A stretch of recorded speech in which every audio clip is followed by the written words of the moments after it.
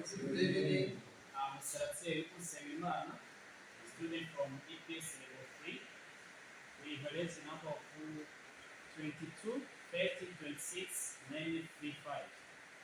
Then, in this presentation, I have a topic which is the rights and the responsibilities of school leaders. First, in order to understand this theory, I have to make these terminologies clear. First terminology which is indicated here is rights. Rights are the things that you are allowed to have or to do or to be. Then responsibilities are the things that you must do or you must fulfill. Then school leaders are the people who help or who guide and manage the schools. They include school head teachers, they include also principals, deputy head teachers in charge of discipline, deputy head teacher in charge of studies and the others. Then the right of these school leaders include or are going to be mentioned. First, the school leaders have the right fair fair salary and the payment. This this is to mean that the school leaders get the salary which is appropriately according to the work they do and the experience they are acquiring too. The following right is right to respect. School leaders are allowed or are required to be prevented by the community and the school community, which includes teachers and students. Another right of the school leaders is the right to training and developmental skills.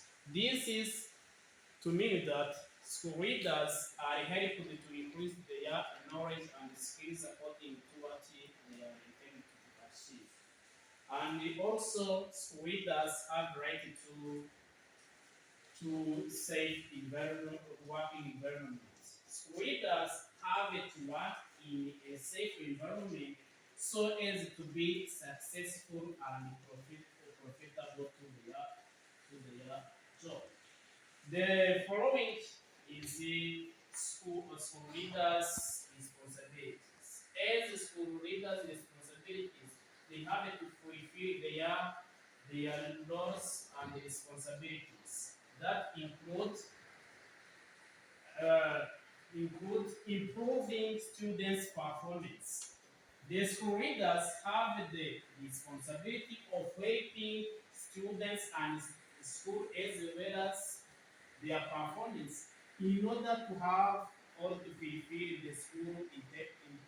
the school vision and mission. Another responsibility, school leaders have responsibility of managing school resources, which can be human resource, financial resource, and the infrastructure, which can include buildings and the school materials, which can be desk and the other materials. The following responsibility of school leaders is to manage the teachers and staff. The school leaders have to coordinate the activities of the teachers by observing and supervising their activities. For example, school leaders have to make a supervision, to do supervision to see how teachers teach and they give them interventions of how they can improve their teaching qualification. Another responsibility the head school leaders or the head teachers have the responsibility of engaging community in school programs. This is when the school leaders commit or have intention to welcome community involvement in school activities, such as involving them to help students in daily activities. Another responsibility they have is to help the student get motivation, or to motivate the student and as well as the staff and the teachers. Another responsibility of the school leaders is to to get involved in the implementing governmental policy in education